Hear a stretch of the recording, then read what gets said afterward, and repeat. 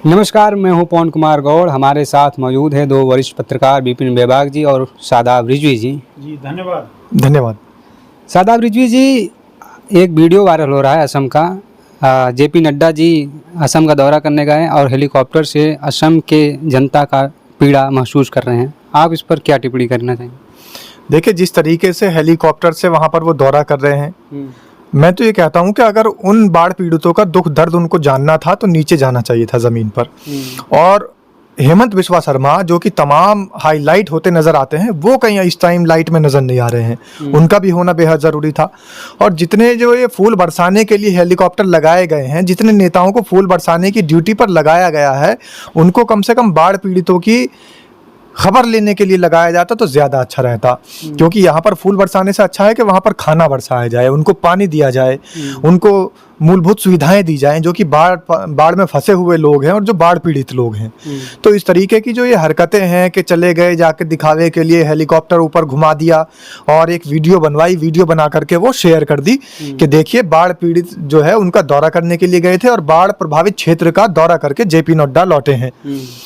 लेकिन जेपी नड्डा ने वहां पर बाढ़ पीड़ितों के लिए कितनी सामग्री भेजी, बाढ़ पीड़ितों के लिए कितनी मदद करके वो आए, ये सब चीजें नजर नहीं आ रही। एक भी फूड के पैकेट उनके हाथ में नहीं दिखा। तो ये रीलबाज की सरकार है, सिर्फ रीलबाजों की सरकार है। रील बनाते हैं और चले आते हैं। जिस तरीके से फूल बरसाते हुए नजर आते हैं, जिस तरीके से कांवड़ियों की मालिश करते नजर आते हैं, जिस तरीके से उनको जो है सुख सुविधाएं देते नजर आते हैं, टेंट तंबू लगाते नजर आते हैं, वहां पर भी बाढ़ पीड़ित लोगों के लिए कैंप लगने चाहिए थे। बाढ़ प्रभावित क्षेत्रों के अंदर वहां इनको खुद जाना चाहिए था। खाद्य सामग्री की जरूरत होती है, वहां पर खाद्य सामग्री पहुंचानी चाहिए थी। दवाइयों की जरूरत होती है, दवाइयां पहुंचानी चाहिए थी। लेकिन सरकार ये सारे काम नहीं कर रही है। सरकार ने छोटी सी रील बनाई और दिखा दिया कि दौरा करने के लिए गए थे। कल के दिन को कोई सवाल ना उठाए कि मणिपुर नजर नहीं आता, फिर कल के दिन को कोई सवाल उठाएगा असम नजर नहीं आता, तो इनके पास पहले से वीडियो रहेगी। और इनकी जो अंधभक्तों की टीम है और 2-2 रुपए की जो रुपल्ली पर किराए पर काम करने वाले नफरती गैंग के चिंटू हैं, उनके पास ये वीडियो रहेगी कि देखिए जेपी नड्डा तो गए थे। असम की आज इस वक्त ऐसी हालत हो गई है कि असम इस वक्त कीचड़ में लथपथ है और कीचड़ में कमल तो खिल गया। असम में मुख्यमंत्री हेमंत बिस्वा शर्मा जी बन गए हैं और असम की जनता कीचड़ में लथपथ है। और जेपी नड्डा जी हेलीकॉप्टर से असम का दौरा करके मतलब उन असम की जनता का मजाक नहीं उड़ा रहे हैं। देखिए, कमल जो खिला है असम में और जेपी नड्डा जी हेलीकॉप्टर में उड़ रहे हैं, असम की जनता नीचे से देख रही होगी तो क्या महसूस कर रही होगी? आप अपनी विचार रखिए। असम की जनता क्या महसूस करेगी? आप और हम क्या महसूस कर रहे हैं?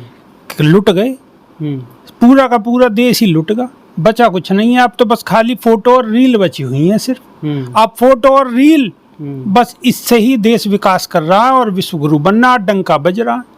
Highway, Lucknow Kanpur express way patch लग रहे हैं, 84 जगह पैच लग रहे हैं। 84 जगह, 8400 करोड़ रुपए का एक्सप्रेस वे बना है और उसमें पैच लग रहे हैं। अभी बारिश शुरू ही हुई है, यहाँ भी कमल ही बो दो। ये भी कमल की तो देन है, श्रेय लेने के लिए तो बहुत बड़ी बड़ी बात है। अब भाई ये काय को टूट रहा है, बताओ ना क्यों टूट रहा है? तो प्रधानमंत्री सिर्फ और सिर्फ अगर किसी को इम्प्रेस करने का काम कर रहे हैं तो वो अडानी और अंबानी को इम्प्रेस करने का काम कर रहे हैं। बाकी लोगों को मेलोडी थमा रहे हैं और माय डियर फ्रेंड थमा रहे हैं। बाकी और लोगों के साथ साथ जो धनाढ्य हैं इस देश के, उनको इस देश की सारी संपत्ति थमा रहे हैं, इस देश की गाढ़ी कमाई थमा रहे हैं। आपसे ये भी जानना चाहूँगा कि सरकार आज पार्लियामेंट में एक ऐसा बिल ला रही है जो अगर संगठन अगर मदद करना चाहें तो वो मदद अब नहीं कर पाएंगे। सरकार उस पर नज़र रखेगी और सरकार को सबसे पहले पैसा मिलेगा, फिर जाके उस संगठनों को पैसा मिलेगा मदद करने के लिए। देखिए, हम तो ये कहते हैं कि जितना भी संसद में बड़े विधेयक पास होते हैं, जितने भी बिल लाए जाते हैं, वो सब हमारे देश के भले के लिए हैं। FDI लाया गया था, FDI के साथ साथ यहाँ पर तमाम और कानून लेकर के आए गए। इसी तरीके से FCRA का बिल लेकर के आया जा रहा है। FCRA यानी कि जो फॉरेन से हमारे देश को चंदा मिलता है, हमारे देश के तमाम NGO को, तमाम सोसाइटीज को, तमाम ऐसे ट्रस्ट को, उनका लेखा जोखा सरकार के पास होना चाहिए, पहले से ही है। FCRA के जरिए जितना भी पैसा आता है सरकार के पास पूरा लेखा जोखा रहता है। लेकिन अब सबसे बड़ा सवाल यह है कि FCRA बिल लेकर के ये लोग जो आ रहे हैं, इसमें क्या इस देश का सबसे बड़ा संगठन, दुनिया का, विश्व का सबसे बड़ा संगठन आरएसएस, क्या वो भी इसके दायरे में आएगा? उसके पास कितना फंड कहाँ से आ रहा है, क्या उसके पास उसमें वो भी एफसीआरए के अंदर शामिल होगा?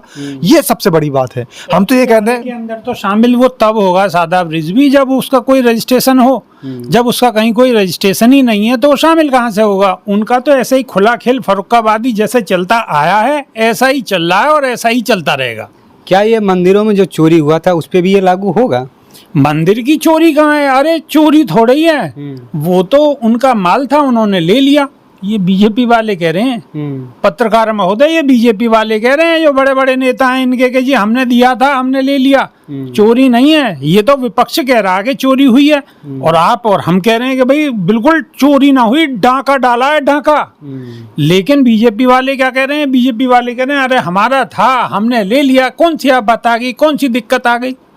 अगर कोई मुस्लिम का कोई मसला होता तो ये इतनी चूड़ी टाइट करते ना, उनकी इतनी चूड़ी टाइट करते कि एक पूरा बवाल और माहौल बना देते पूरे देश के अंदर।